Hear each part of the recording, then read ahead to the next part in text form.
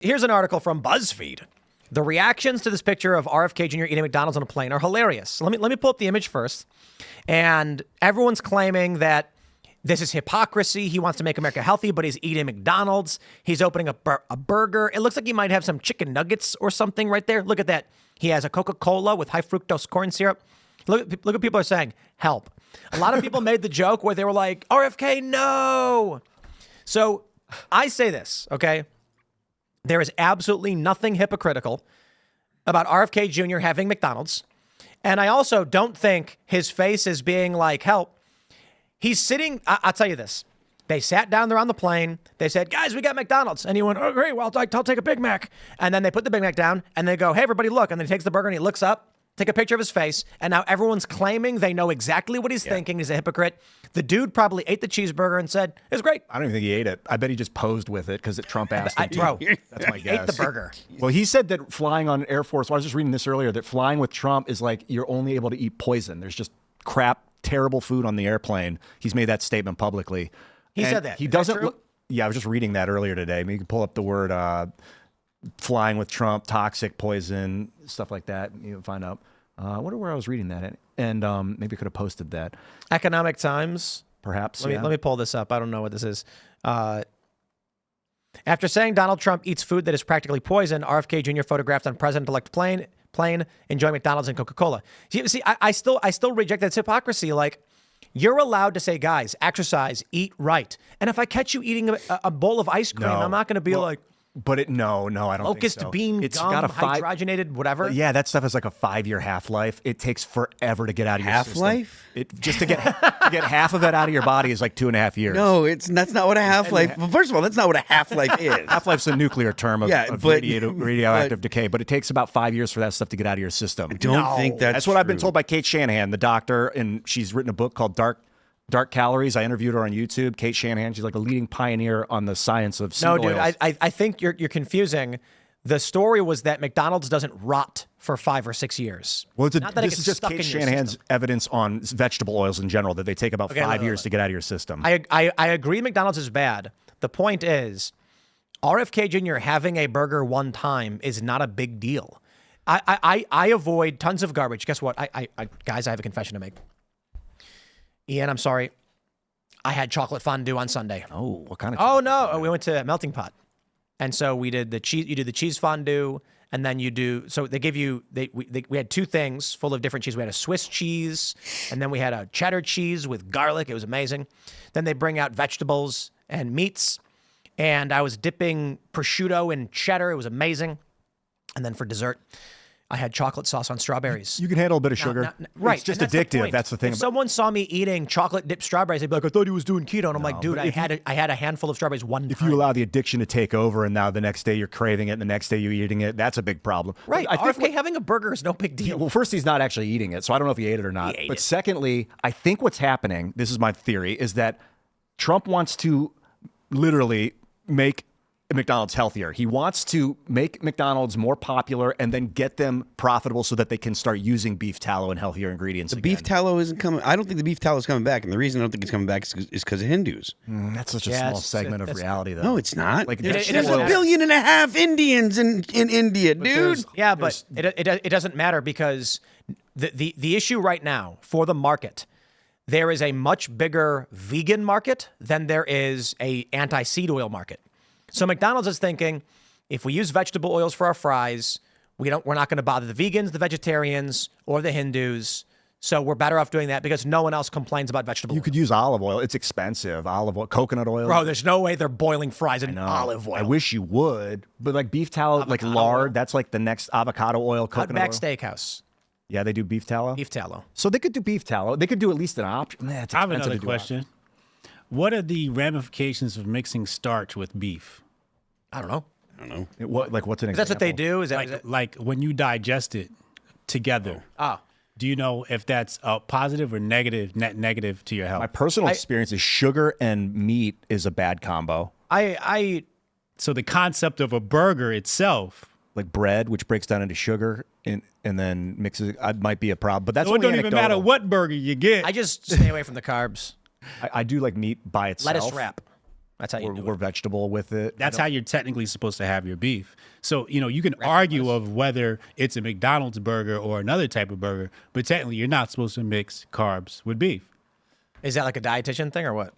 It's a biological thing. I don't eat sugar.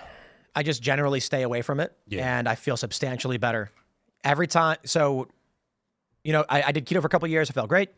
Got a personal trainer and said, just tell me what to eat, and I'll eat it. Let's see how it goes. Did not enjoy it. It was ups and downs. It's like I come in the morning, I record 2 segments, and I'm about to pass out, and I'm like, got to go eat lunch.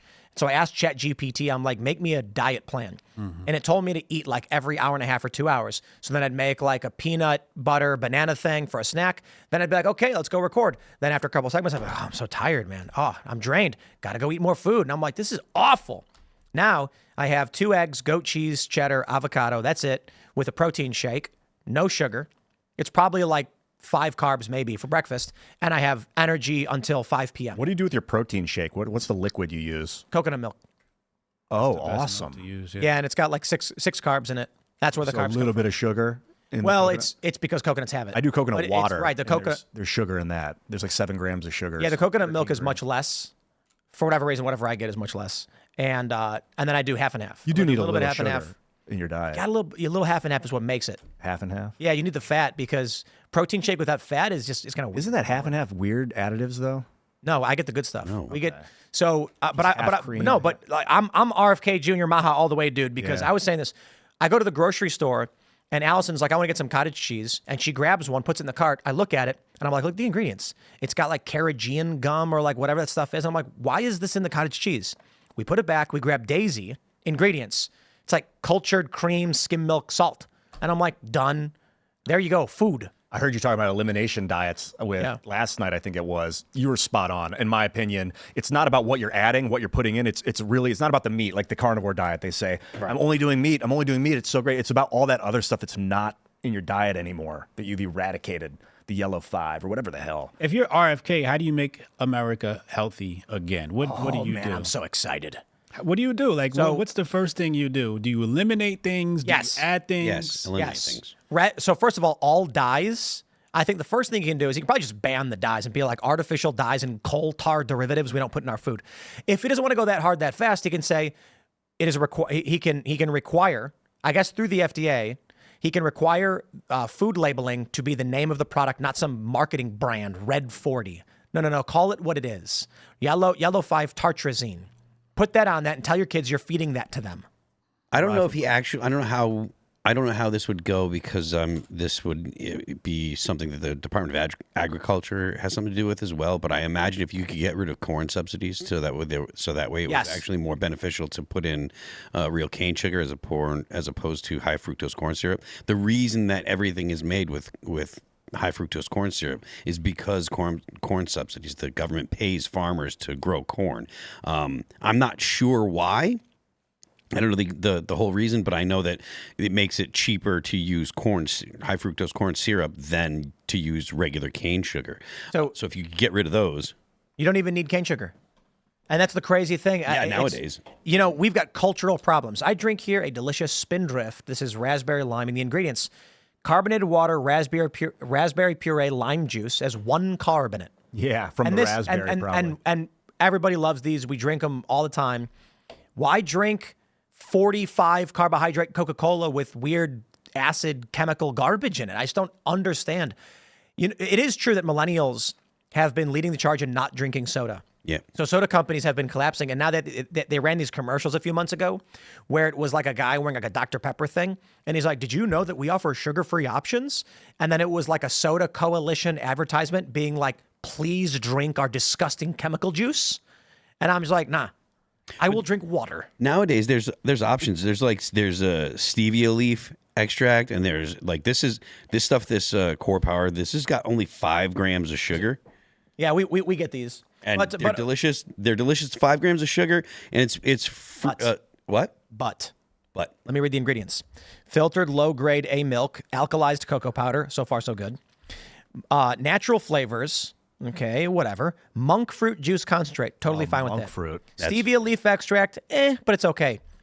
Carrageenan. Is that how you pronounce it? A thickening agent. Cellulose gel. Cellulose gum. maltodextrin, acetylene potassium, sucralose, lactase enzyme, vitamin A, palmitate, vitamin D3. Okay, so let's talk about acetylene potassium. Fake sweetener, not interested. Sucralose, that's Splenda. That's a sugar molecule bonded to chlorine, not interested. So there was a study that came out recently that said colon cancer, the reason why tons of young, healthy athletes are getting colon cancer is because of emulsifiers, which is the cellulose garbage and the gum that they put in our drinks. The reason they put the gum in it is because people like things to feel thick and creamy because they like cream. So instead of putting fat in your food, they put gum in your food to make it thick. And I find that disgusting, and I don't want to eat it. I do peanut butter powder. Man, that thickens up my coffee. There you It's go. like a milkshake. Shout out to Jack Pasobic for turning on a peanut butter powder. That's a good idea. Oh, it's so good, dude. Peanut butter powder. Yeah, just powdered peanut butter in a big canister. PB, I think, is the company that I use, and coconut water makes it sweet. It's a good idea. Oh, it's delicious. I can't stand when no matter where we end up going, we go to any convenience store, any gas station, whatever, we want to get something to drink, it's all garbage. I guess the ban hammer, if RFK is really going to make things, it's like you can't have that thing anymore because that's the elimination diet at the global scale. But it's going to affect the petroleum industry, for instance, like Red 5 Lake or whatever, Red 40 Lake and Yellow 5 Lake. There's, they used to be Yellow 5. Now it's Yellow 5 Lake. I think they used to be derived from coal tar. Now they're derived from petroleum. Could be wrong about that. So that would technically affect the bottom line of the petroleum industry, which is a challenge. The oil industry is very influential and powerful. Sucralose has over 100 safety studies representing over 20 years, and it says that it's safe, and it says that the body doesn't. It says what happens to sucralose after consumption. About 85% is absorbed. You know what not sucralose absorbed. is? Yeah, I know. It's exact. You know how it was invented? I don't know how it was invented, but They were trying to create a pesticide. But the point is, it's saying that it doesn't. If your body doesn't absorb it, and it's saying that. So And I drink mean, monk fruit. well, this has monk fruit juice in it. That's right. So what I can't stand is they're putting this lab-made fake sugar in the drink and then telling you it's safe, and I'm just like, I'd rather just not have that. Well, I mean, if you don't, that's fine. I'm not telling you that you should, but the point that I'm saying is like just because, like, I don't think that just because something was manufactured doesn't mean that it's automatically bad for you. That's right? true. Like, so it's like I understand that you want to be. You want to be concerned about what you're taking in. About sucralose, they were trying to make a pesticide when Fundus, the discoverer, a researcher at Queen Elizabeth College, Pull this up on the screen while you're talking. it's just text. It's in the air. He was told to test the chlorinated sugar compound, but he misheard the advisor's instruction as taste it. Oh, my God. So he took the pesticide he had made and tasted it and said, tastes good. And the original idea was, hey, if we bond chlorine to glucose, the insects will go and eat it and then die. Whoa. And then they were like, hey, this is kind of sweet. And they started running tests on it, and they were like, the body doesn't absorb it. So let's market it and sell it to people and put it in all our food because it's safe. Look, they also look up Gelen gum. They'll tell you that's fine too. I don't want lab-made chemicals in my food. I'm just done with this. There's something weird about America. No one's saying that you have to have it. That's why I don't drink that stuff anymore. But that's fine. And this is the point of what RFK Jr. is saying. What is it? Butylated butylated hydroxytoluene in our breakfast cereals? Why? Yeah, we don't need that garbage. Just because- They're trying to maximize profits. Thanks for checking out this clip from Timcast IRL. Make sure to watch the show live Monday through Friday at 8 p.m. Subscribe to this channel, and we will see you all there.